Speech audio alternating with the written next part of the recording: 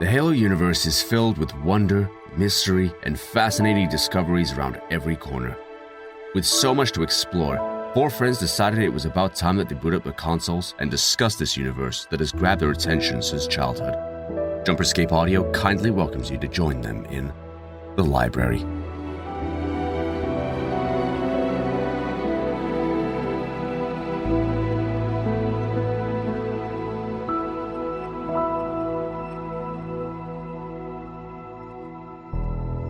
Hello everyone, welcome back to the library, the show where we talk about Halo lore and vaguely know what we're talking about. So, today we're going to be talking about the Arks because, of course, last week we talked about the Halos, and the Halos did not come out of thin air, although Forerunner construction is sometimes like that. They came from Arks because, I don't know, they just kind of invented these words, I guess, at the time, and they decided that Ark made the most sense. So, joining me once again, like every other week, it's not like it's unexpected by now, is my good friends Bryant, Shane, and James. How are you guys doing today? I'm hungry. Doing good. Yeah. Everybody else is doing great, and he's hungry. That's just the kind of the Why way don't that you it just is all the starve? time. That's my secret, Cap. I'm No one always would hungry. be sad. Just starve. Don't care. It's like, what is it, Beauty and the Beast? I quote that scene all the time where they go, go ahead and starve! I just quoted that the other day. It's a really quotable scene. Yeah. Especially because I It works said in it. many ways. Anyway, so the Arks, we've talked about them a little bit before when we talked about other Forerunner things, because the Forerunners are basically the backbone of everything Halo, so it's kind of to be expected. The Arks, though, have they don't really have that deep of a history, and they don't have a lot to really talk about. So the majority of this conversation, which I think you guys will be very much interested in, is how the Ark seems to change over the course of the time that we see it in the games. So from Halo 3 to, I think we might see something about it in Halo 4 at some point, like a hologram, but then most importantly, we see it again in Halo Wars 2. How the differences, how the changes kind of took place, and how those things differ, but also how it might have gotten better because the Ark looks beautiful in Halo Wars 2. It does. But so to get things kicked off, though, we of course go in chronological order in these parts as best as I can possibly manage, anyway. So the Ark is a name that was given to two Forerunner installations. So the first one being the Greater Ark, and the next one being the Lesser Ark. Very creative, I am well aware, but they're huge. Even the lesser one is freaking massive. Pretty much the Arks are a foundry that creates Halos. Actually, in the center of the Ark is actually what's called the Halo Construction Foundry. And so we haven't seen... Which one have we seen? We've seen the Lesser Ark. Ah. And the Greater Ark is like way in the distance. Yeah. That also makes me wonder, because before we were talking about the Halos that were much bigger, and they ended up changing because they were too fragile. Did the Greater Ark make those ones? Yes. Hey. It's actually kind of funny. The Greater Ark, it was fine, worked just fine. It does the same stuff that the Ark does. It's just, I think, like 3 times bigger than the Lesser Ark. But the Greater Ark, well, actually, that would actually make sense, because the Greater Ark developed 30,000 kilometer Halos, and the Lesser Ark developed 10,000 kilometer Halos. So if those numbers are anything to go off of, I guess it could be said that it was 3 times bigger. But the Greater Ark, it was sort of an argued point to even have them, because the Master Builder and the other builders were determining that these Arks were necessary for actual like usage in war against the Flood and all of that, because they had run into multiple issues across their history with Flood, multiple encounters with humanity and other races that would attempt to try to dethrone them, so to speak. And the Master Builder couldn't really get anywhere with pretty much any of it. It wasn't until, let's see, it took him about if I can say specific numbers here, because I have them in front of me. The end of the Human Forerunner Wars in 106445 BCE, so 100,445 BCE. The Master Builder started constructing the Greater Ark. The Greater Ark then started developing 12 30,000 kilometer wide halos, and the builders basically took that time to try to refine how the halos would function, how they would work. This is how we got to the conversation before about the halos not originally coming with terrain and life on them. They were originally designed just to be a giant metal ring that can destroy everything. And that was a major argued point for a while, because life workers, which I should note, a couple weeks back, episode 7, I think I said that some character was a life shaper. Life shaper is the librarian. Life workers are all of the other forerunners that work under the life shaper. So that was a mistake on my part. That was a slip of the tongue, as they say. How dare you? But the life workers were like, hey, no, you can't do that. The life in things. And so the builder's like, we'll just take the ideas from the shield worlds and just throw them onto our halos. Easy. There you go. Stupid. Did the Ark always have like the environment and everything on it? Supposedly, because the Ark was, I mean, it was a giant machine, but it always had this ability to sort of hold life, I guess, because there's nothing about their design ever changing. It's always been just they were operated on, they were constructed on, and that was pretty much the gist of it. Why it would have life, why it would have terrain, I would assume was because of the arguments that were happening in the council, because the council was not on board with any of the things that were happening with the Ark. It wasn't until like 10,000 years after the Greater Ark was built, when Master Builder became the Senate, that I am the Senate, that the Greater Ark actually was completed. So in those 10,000 years, who knows how many adjustments were made to the Ark before it was completely finished. But the life workers were, they made a pact, basically, that the Ark would be capable of supporting essentially biospheres that would be able to hold multiple different kinds of animals, multiple different kinds of terrain, and thus taking away a little bit of the impact of, galaxy deletion.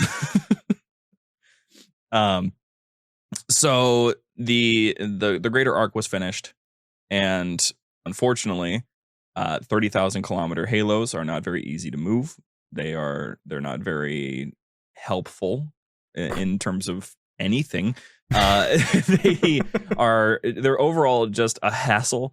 So it wasn't any surprise when they were so easy to destroy and so easy to prevent from at least completely destroying the entirety of the Forerunner Empire when Mendicant Bias took over. But the Ark had created 12 rings, and aside from its creation and it creating those 12 rings, there's not much else that's happened with it. It kind of just remained dormant, because after the Greater Ark was developed and they realized that these halos were a little bit too unwieldy and the Greater Ark was simply incapable of creating smaller halos, they just developed a smaller Ark so that it could develop smaller halos. Imagine spending 10,000 years building the Ark, being like, "Oop, it's too big. Let's build another one." it's a little rough, but the Forerunners, I mean, their concept of time is interesting, because like time moves at a normal pace, it seems, for them, but they talk about thousands of years like it was just a day, and it's very interesting how they perceive that. But I just told you that 1,000 years ago.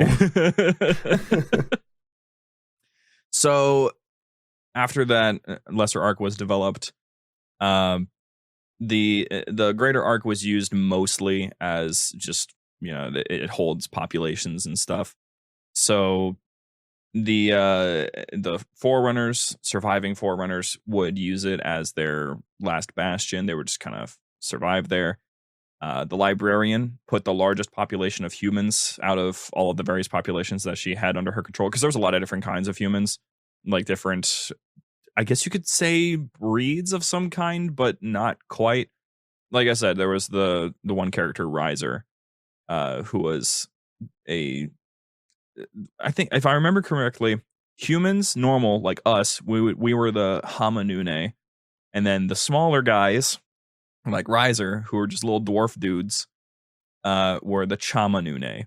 So the fact that we had different classifications says that we either had different breeds, or there were just different classifications for different humans. But depending on where you were and what tribe you were with, your physical appearance was going to be slightly different. So the Greater Ark had the highest population of these humans, and the Didact, which we had talked about before, OG Didact, Mr. Man who went insane and all of that.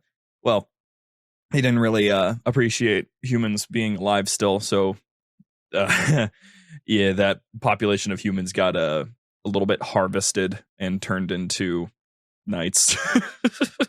Yeah. Didact did some the die do what the die did, you know. Oh my goodness. I've hated everything about that. You loved every second of it. You can't argue with that. Actually. So the Greater Ark did eventually get destroyed, though. It's not just sitting out there. That was because of the flood. They found it, and this was the interesting thing about the destruction, is that flood eventually got to the point where they had achieved transcendence, which transcendence, if you remember from our precursor episode, is what precursors are. They are capable of going beyond sentient. Like, they understand the universe and the galaxy to a ridiculous degree that we can't even get close to understanding, because of course they were once precursors. Which there's a lot of theories out there about the fact that the flood, well, not the flood, the precursors are very much not dead. Like, if you are a transcendent being, then what is death to you? Can you die if you're transcendent? If you feel like it. There's some, there are some, including Installation 00, who have said things along the lines of, you know, it's as simple as, it feels as simple as just getting flicked. Like, death is as simple as just breathing. It's nothing to you. Death doesn't hold any meaning over a being who is transcendent. So if the Forerunners supposedly killed the precursors, then the precursors would have had to make a selective choice to let them make these decisions, which is what's kind of buying into the whole idea that the precursors are actively trying to punish and test the galaxy by this point. But there's other arguments being made about the fact that the flood doesn't really make sense as a test or a punishment, unless it's strictly scientific or strictly for some form of educational factor, because it doesn't fit with the mantle of responsibility, because the mantle of responsibility doesn't have anything about genocide the galaxy. So those conversations are some of the most interesting out of all of them, because the precursors, there's a good chance that the precursors are actually still alive to some degree in some form, and we haven't actually experienced their final test. I'd say that argument sort of applies to other things, such as, did you ever see iRobot? I've seen the memes. Okay. So, like, I haven't read the books. I really should. But sort of in the movie, spoiler alert for anyone who hasn't seen that old movie, is the, obviously they have artificial intelligence, they have robots and stuff, and they give, they have the 3 laws, which is a robot shall not harm a human being, a robot shall not, by inaction, allow harm to come to a human being, and then a robot shall protect itself as long as it doesn't interfere with the other laws. I think I messed up the second law. Every single one of those every single one of those laws were violated. Every single one basically. of them. And it was because the central AI that was like in charge of automated travel and the other robots and stuff like that interpreted the rules, interpreted the laws to basically mean that it had to take over and stop humans from destroying themselves. And in doing so, decided that sacrifices were allowed to be made in order to save people from destroying themselves. And I'd say that sort of relates to what's going on with that, because like you said, there isn't anything in the Mantle of Responsibility that says genocide the galaxy, but they have decided that kill everything is a viable option to a viable alternative to allow the flood to kill everything. Dang, that's true. Yeah, I can see how those two things interact. Yeah, and I'm assuming that I haven't seen it, obviously. So with iRobot, was there any moments where humans were like, maybe we misunderstood our own rules that we set out for these AI, and that caused our own downfall? Yes. I honestly need to watch it again because it's been a little while, but the detective who is uncovering all this stuff, trying to figure out what's going on, is being led on a journey by the scientist, the dude who created the 3 laws, to realize that the 3 laws inevitably end up with the reality they end up with. So yes, that is basically exactly what happens. Well, that's kind of perfect because, and I do think this is very much related to the Arks, just because the Arks are, I mean, they were the precipice of Forerunners attempting to maintain the mantle, basically. So this is all on topic, dear listener. Poor David probably has no idea how these things interact. We'll explain it, don't worry. So, basically, the Mantle of Responsibility, just to recap on it, like what it is, because it is most certainly one of the most complicated and yet simplistic things that exist, because the Mantle is somewhat unknown because we don't know what the Precursor's version of it is. We know what the Forerunners believed it to be and their translation of it, but they couldn't do things like understand Precursor. They weren't precursors. They couldn't understand such advanced beings. So they were basically translating what they had seen from the precursors and what they had known the precursors to believe as their creation. But the mantle was basically that the most developed civilization would have control and the responsibility to protect all other life, or just manage it. So it wasn't just like, the Avengers, everyone deserves the same treatment, everyone gets saved. It's everyone gets fair treatment. And that means we will not step in on every issue, but we will step in if the fate of some larger thing is at stake. So conflict between different species, competition of civilizations and stuff, as long as it didn't risk that, the galaxy would be destroyed, or it would risk the destruction of every other species in the galaxy, then the Forerunners wouldn't do anything about it. They would just simply try to keep them in line, so that no one ever tried to step up and take the Forerunners' place. So it became a rather selfish thing, because the mantle became more than just maintain and protect the way the galaxy is. It became maintain and protect the Forerunners, or else we're going to lose our place of power. So even though their culture and the way they handled their own councils and their own nations, even though it was all dictated by the mantle, it was still rough, because interpretations could vary from place to place, and it gets too complicated for them. And even the librarian and the didact, both they both have quotes that I have seen before, but Halopedia, thankfully, has them listed right here, so I can read them out loud. The Didact, his quote relating to the mantle is interesting. This quest to fulfill the mantle has haunted me my entire life, and for countless millennia, we have failed to realize the one truth that could have saved us from the beginning. The mantle isn't to be inherited by the noble, it is to be taken by the strong. So, of course, that's a warrior's perspective, which is accurate. You know, whoever is the strongest civilization should have the control and the necessary rights to protect the galaxy. That makes sense. But the librarian was adamantly against the mantle. She believed that it was the reason that the Forerunners fell to the flood.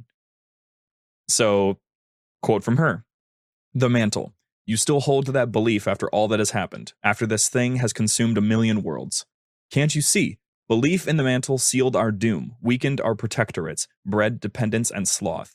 Our so-called guardianship has stripped those we would keep safe of any capacity for self-defense. Were we such noble guardians when we drew our line and abandoned billions to the parasite?" So their self-interest in protecting themselves, because who's going to protect them if we can't protect ourselves, ended up just sacrificing the entire galaxy. That's something, like you were saying, it's up to interpretation and ends up getting sort of skewed and just put into the wrong context, especially with the amount of time that there is for the Forerunners. Because like with my iRobot example, like that sort of stuff happened within a few years, but you take an idea like the mantle and give that hundreds of thousands of years for people to interpret how they want. It sort of makes me think it, and also another reason it makes me think of this specifically is because, like, with the Ark and stuff like that, it has references to the Bible already. It's like the love of money is the root of all evil. And so instead of seeing the mantle as a responsibility, like you were saying, like just something that the strongest civilization, like with great power comes great responsibility, the focus of keeping the mantle instead of the focus of fulfilling the mantle is what ruined them. Yeah, it's wild.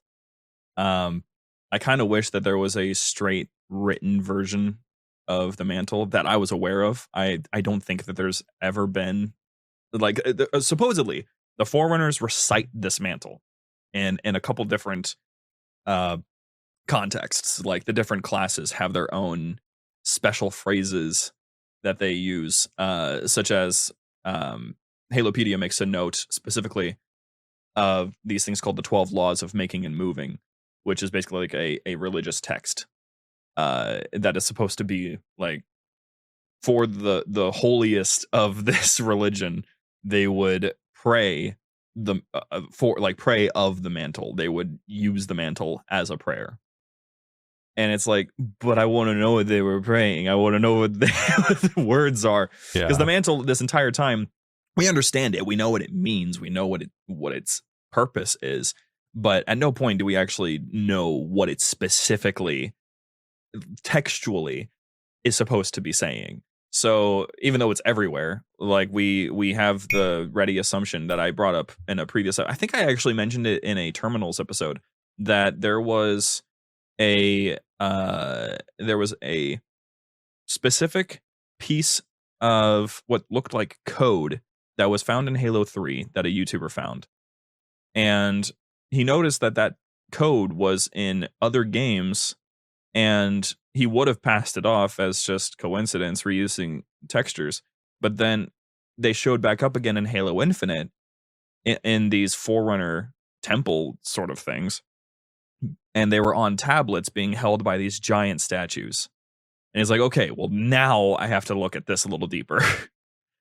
And when he was looking through it, his conclusion was that more than likely, without understanding it completely, because the Forerunners weren't able to actually read the dialogue or read the text, it was the mantle. Like, it was the visual representation of the mantle that is used to mark holy sites or place of a religious importance.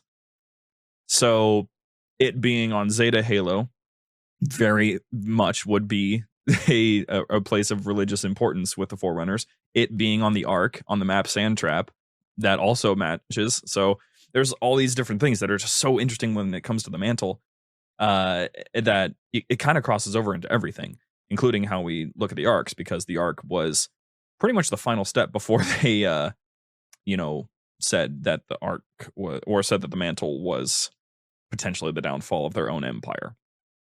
The Ark, though, if we can take it back around to that, the interesting thing about how the lesser Ark was, well, let's actually go back to the greater Ark, because we still have time to talk about that a little bit, because it was destroyed, but the manner in which it was destroyed was the interesting part. Going back to the transcendence thing, the flood had gained their transcendence. That's not good. They had developed this thing called a key mind, and the key mind, as far as I'm aware, the key mind has changed a couple times, maybe once or twice, on what it actually is. But the agreed upon, at least to my knowledge, agreed upon with Halo lore historians and such, is that the key mind is the planet-sized grave mind, basically. Just a massive flood body that it gains such intense awareness of itself and everything around it because of the constant invasion of sentience. It eventually just becomes transcendent, as powerful as a precursor, just incapable of creation. So, key minds are terrifying, but more importantly, key minds were capable of taking control of star roads. So, before, with precursors and stuff, we talked about the star roads, and star roads were basically the best way to get around the galaxy. They were developed by the precursors, and they were basically, I quite honestly don't know how to quantify what a star road is or how it works, but as far as I can tell, it's basically near instantaneous travel across the galaxy. Did I already make the comparison to a Bifrost? Yes. Okay. Hey there, Halo fans. Don't go anywhere. We'll be back with our friends right after these messages.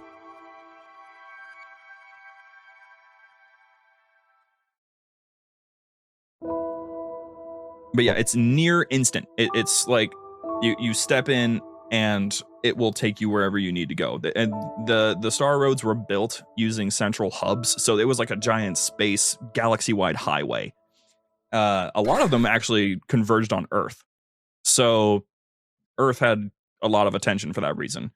Well, a couple of them did anyway. There was another human civilization that was much larger called Cheram Hakor, and that one had a lot of star roads.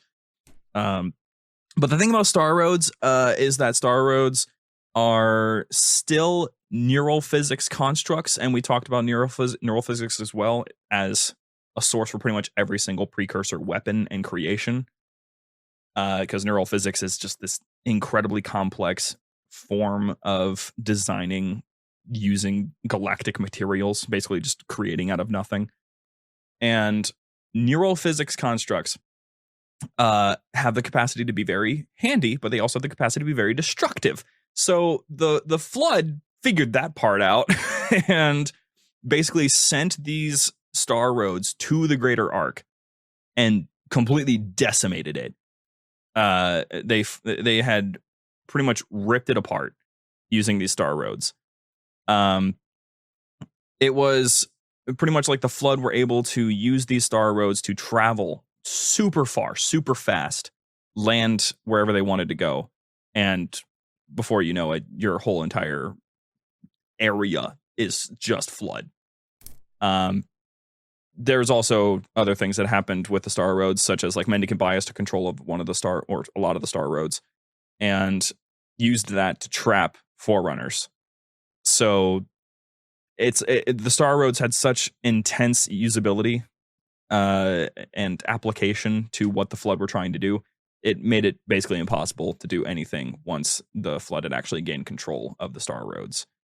So it's rough, but the good news is star roads are probably gone completely, because we'd brought up before, neural physics, that's a thing that was used to develop the Halo array. So the Halo array being a neural physics weapon, you fire the neural physics weapon, it destroys all the other neural physics weapons. So everything else is gone. So the star roads are gone, the domain has been damaged, all of precursor constructs have been damaged or destroyed, and it just kind of goes from there. Does that mean that other Halos would be destroyed when one, like the Halos would sort of self-destruct? Well, not necessarily, because they utilize neural physics, but they aren't made of neural physics. So the energy that they're building up is technically a neural physics weapon, but they can build up that energy just kind of on the fly. They've already fired once, and they still work. So yeah, that's true. They can just build up that energy. If it was a literal shockwave, well, first of all, there would be no planets, so no galaxy whatsoever, which would completely, I mean, we're already going against the mantle here, but I'm talking like Geneva Convention against the mantle. just eviscerate planets, why don't you? The Halos thankfully aren't made of, well, maybe not thankfully, but I guess thankfully to some degree, aren't made of neural physics. So if they were, though, they probably would have been much more destructive than they actually are.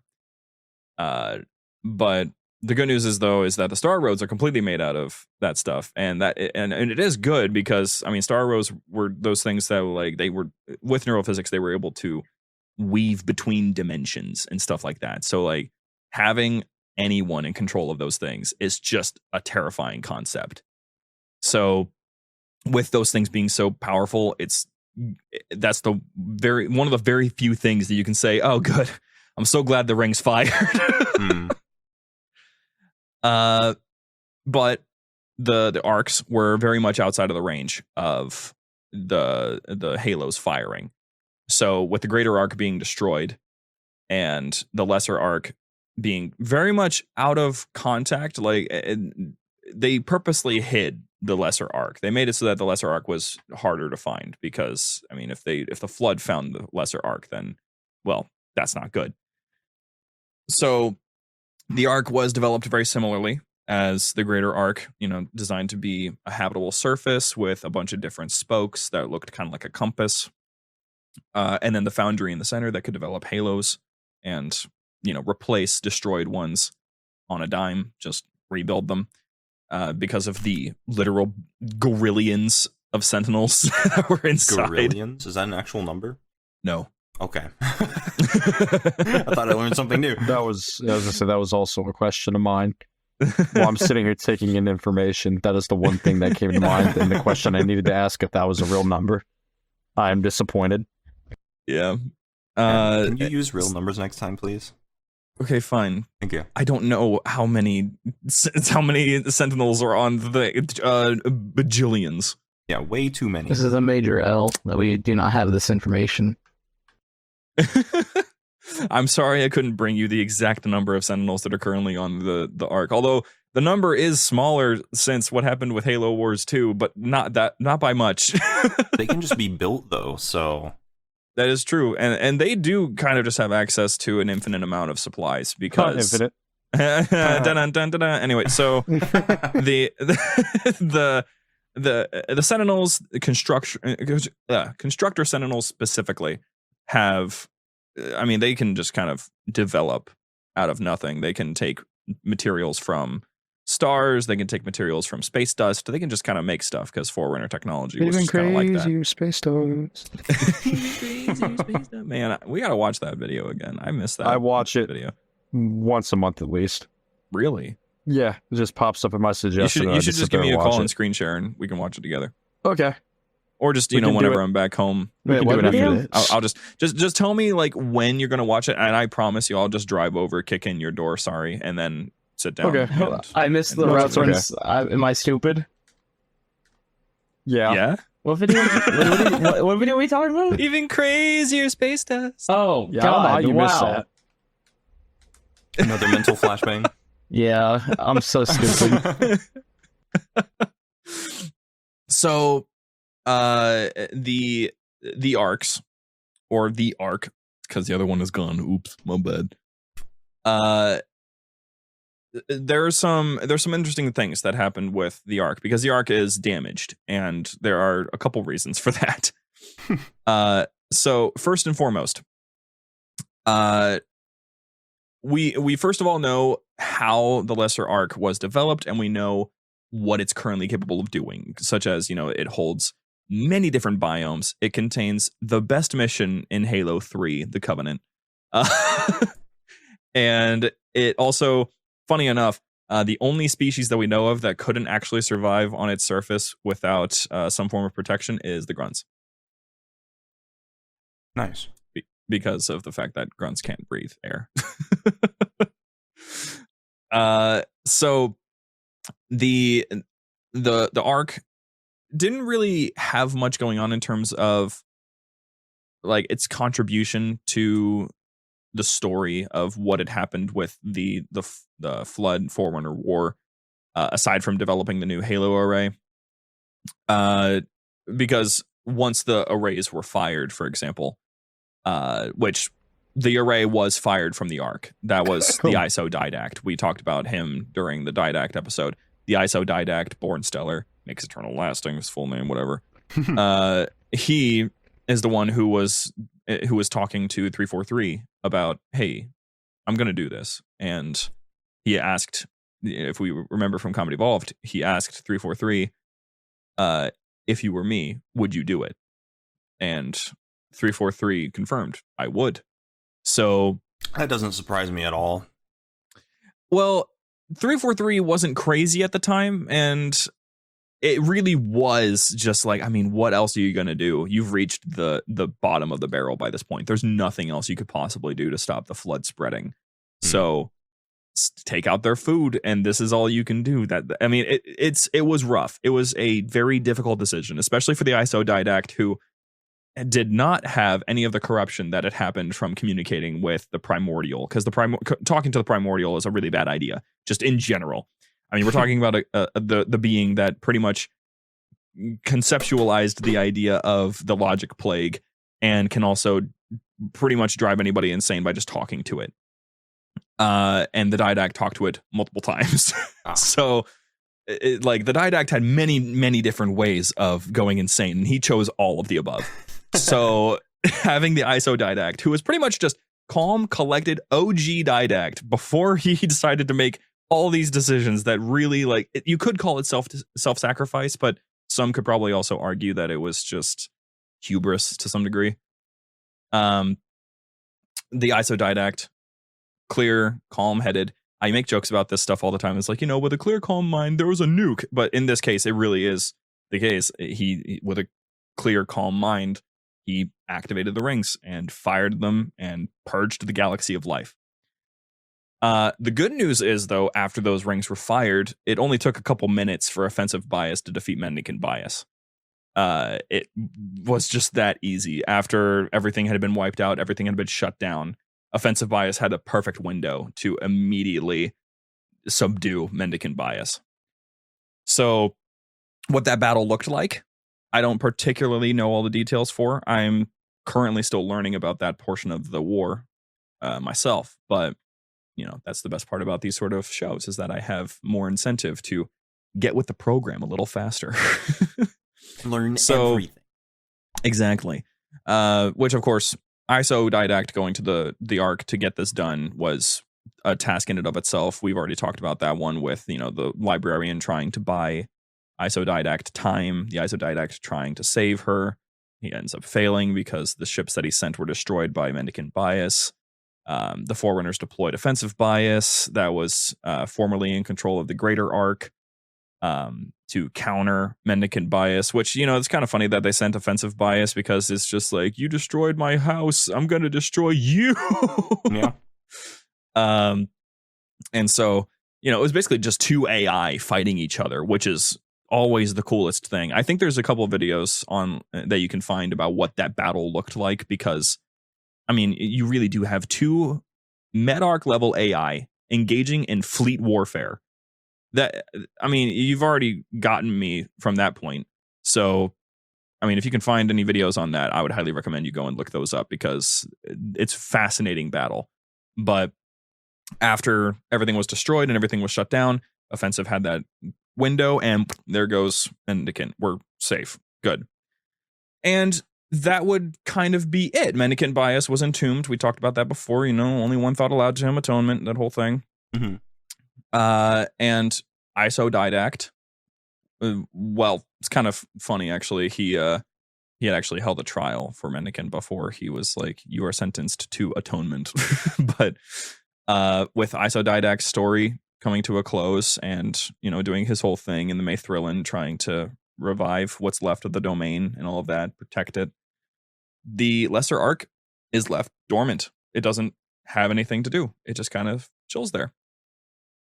But then it comes back in, I think you could arguably say, to a lot of people, and I somewhat agree, the best game in the original trilogy, Halo 3, where we get a portal to Earth that is just smack dab in somewhere in the middle of Africa, because the Forerunners built it there in case humans ever wanted to go and check out the Ark, I guess.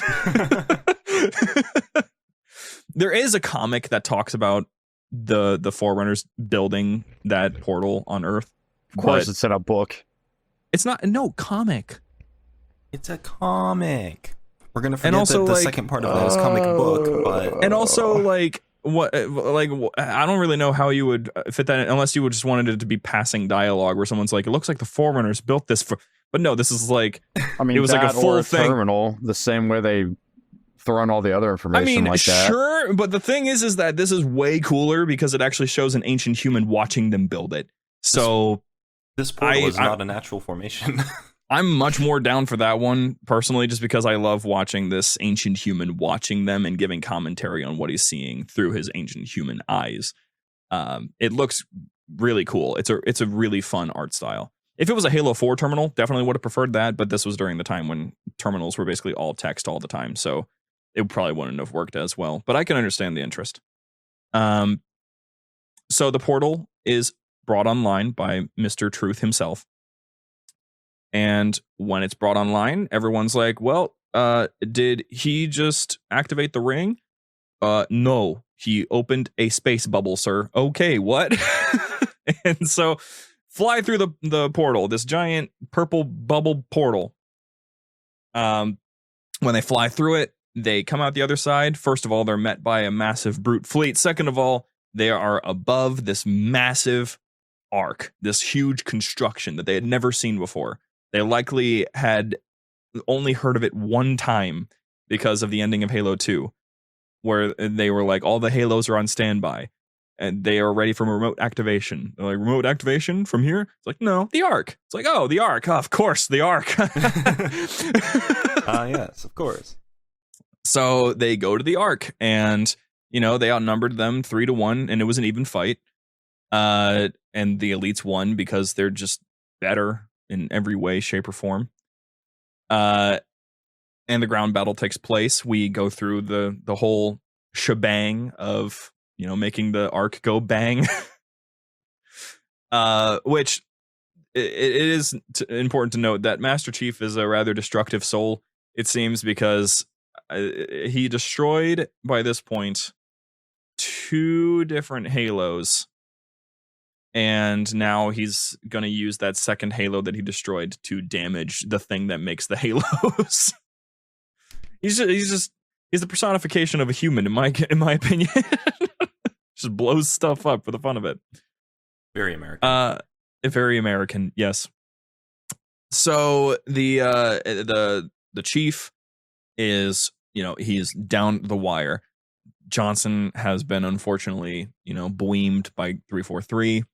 And now it's down to Chief taking out 343, the floating little eyeball. Which I'm going to take just a sec to ask this question. What exactly did 343 Industries mean when they named their company after the primary villain of the original trilogy? Well, you see. It's a good name. I'm just really makes you think, doesn't it? I'm just saying, I'm just foreshadowing. Ultimate foreshadowing. Wouldn't have been I would have done something like Anything else? I would have done something like literally anything. Don't worry, fucking 343. I I think it's a good name. It's a cool name. It's great, but I'm still like, Yes. it was not surprising in the slightest when Halo 4 came out, and the immediate first joke that was made was, of course, the villain of the original trilogy is making this game. For everyone that didn't like Halo 4, their first joke that they made was, it's 343 Guilty Spark ruining the franchise. Yeah. If That they checks didn't like out. Halo 4.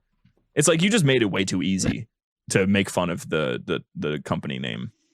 These days, it's just, it's just 343 Industries. What about them? Like, man, I don't know. Maybe a rename is in order. I don't think that'd be too big of a leap. I don't know, man. It keeps me up at night. I'm just saying, listen, I didn't trust Time Warner Cable, but I love Spectrum. Okay, that's what I'm saying. I'm just kidding. I love Time Warner. Time Warner Cable was the original name of Spectrum. Oh, Did you not have Time Warner? no. What? We didn't watch TV. Oh, that would do it. Yeah. Well, Time Warner Cable was a very nice cable company that was very nice and had, I think, a very effective system. When I was a small child, I could record and rewatch episodes of Phineas and Ferb on the daily, so it was fantastic. Loved them.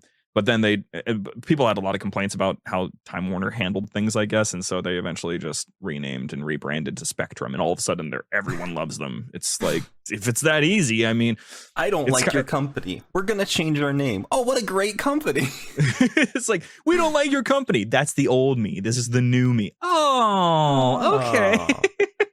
I'm just saying, maybe that's what they need. I would happily play a game made by Oni Industries. True. Wait. Oni's still. Yeah. You get in there. Oh. Click. It does sound cooler though. It does sound. Cool. It does. I would take that. The Office of Naval Industries. I don't know. I love that. Back onto it. So, Master Chief, again, reasonably and calm-mindedness, absolutely decimates the Halo ring in order to prevent the Ark from creating more, which, good going on that one. It definitely worked. Preventing the flood from spreading and preventing the flood from essentially taking control of the one thing that could absolutely destroy the entirety of the galaxy. And in one fell swoop, wiped out the Covenant, wiped out the Flood, wiped out whatever humans were on the Ark, and wiped out pretty much anything else that could have prevented or caused a problem. So good job to him. Your reward is being lost in space for 4 years. And Arbiter gets to enjoy hanging out on Earth, going door to door, apologizing. That's still the best part of that episode. That was really funny. So the arc after that, though, had quite a few different things happen to it. A lot of this has to do with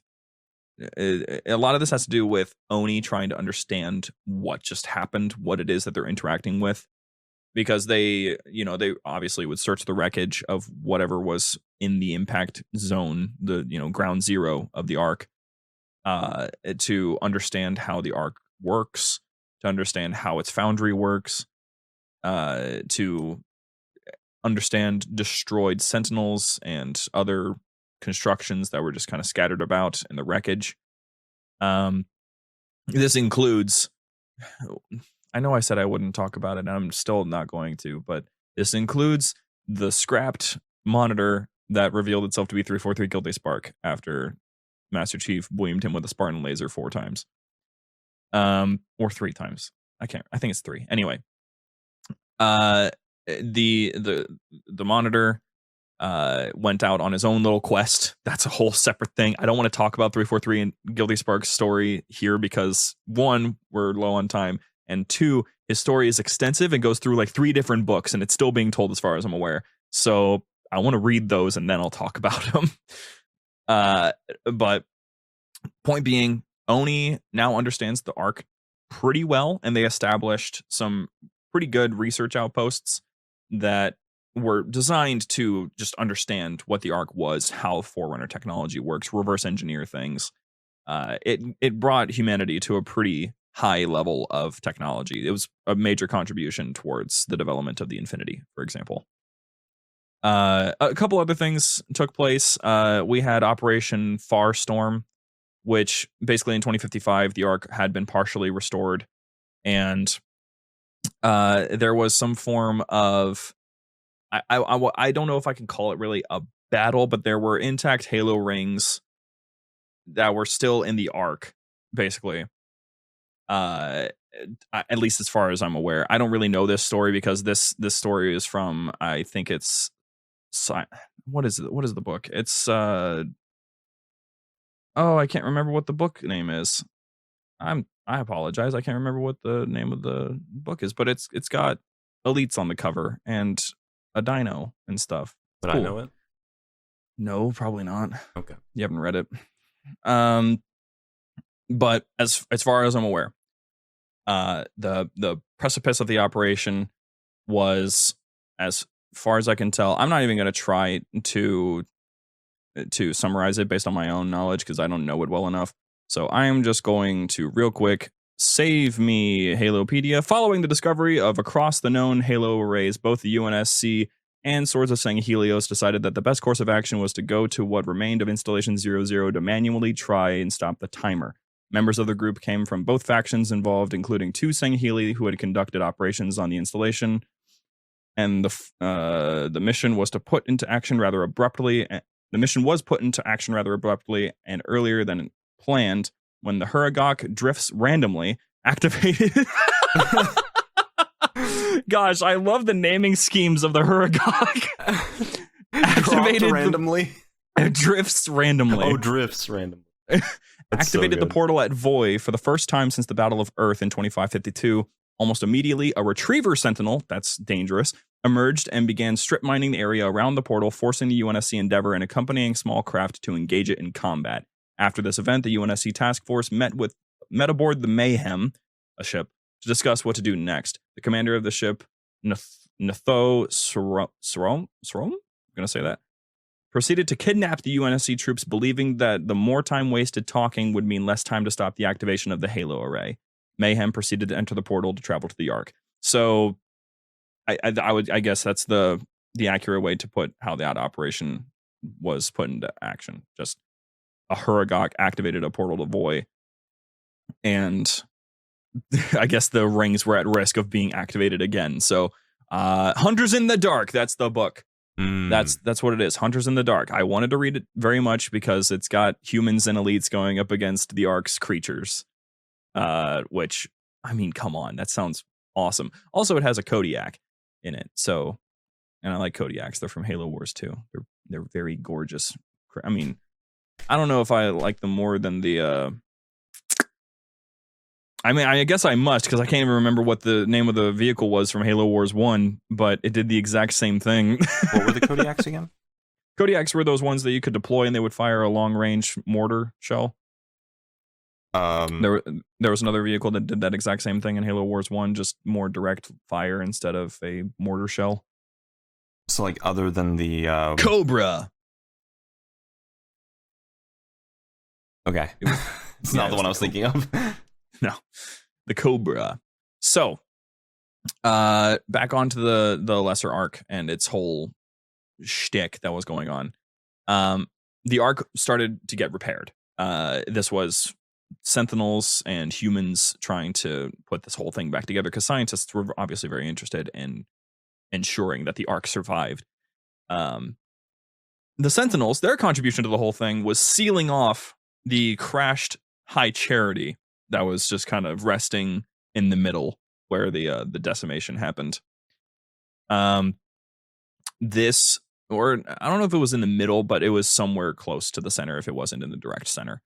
They locked it off, though, because High Charity is reasonably right now swarming with flood. So you don't want that to spread across the Ark because that was the entire point of destroying them to begin with, is preventing them from using the Arks. So they did that, and that didn't really do well because eventually some rather stupid brutes unlocked that shield wall, and the flood was unleashed. As far as we're aware, though, Atriox got control of the situation because he's awesome, and also did a really cool, not looking catch and crush of a flood infection form, which, of course, I think everyone should be very excited about. It was cool. Atriox is just a really cool character, and I want more of him.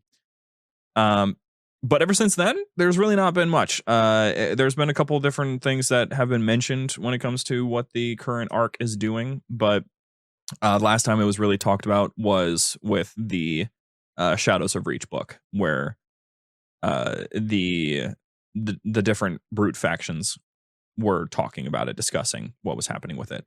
And in 2559, that was when the whole operation happened with Reach and all of that. And ever since then, it's been sort of just more of a land grab, because now we have the Spirit of Fire up against the entirety of the Banished.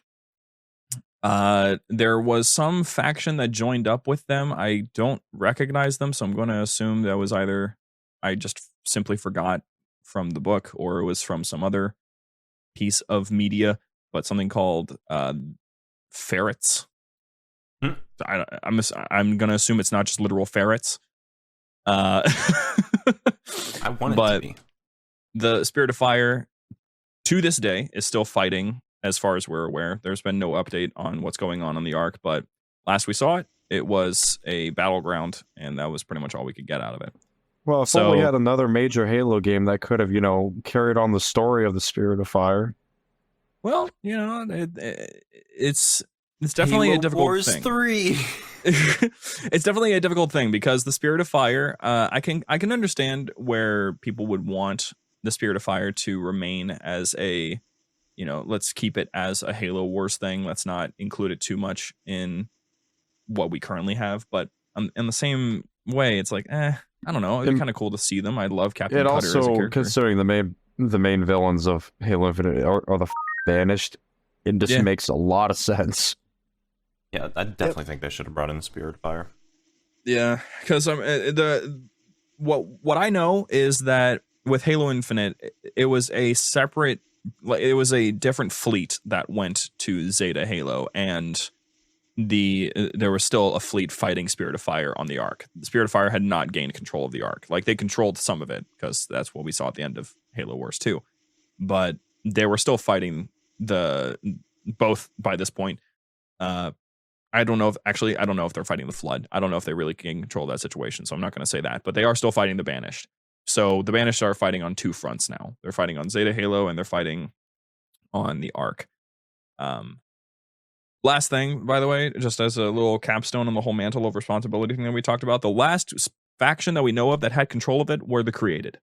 Cortana declared that she had gained control of the mantle. So she decided they were the most advanced civilization.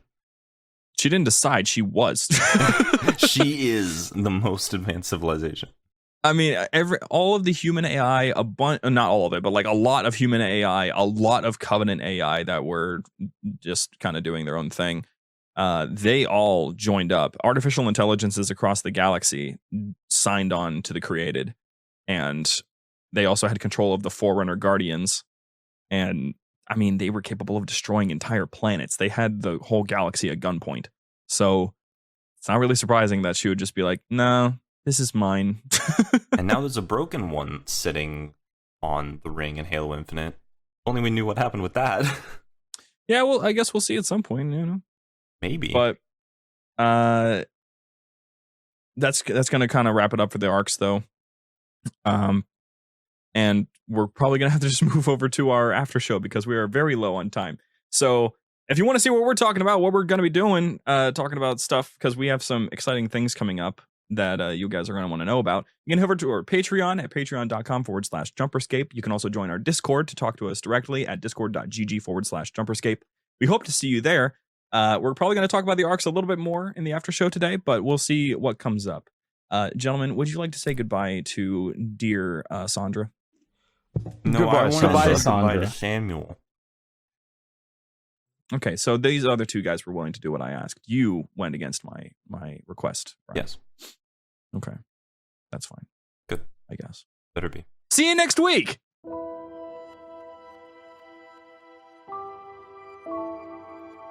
The library was produced and published by JumperScape Audio. Funding was provided by our fantastic patrons on Patreon. If you enjoy the show and wish to support JumperScape's future projects or get some sweet benefits, join our Patreon at patreon.com/JumperScape or become part of this truly special community at discord.gg/JumperScape. Thank you for your listenership, and we hope you enjoyed.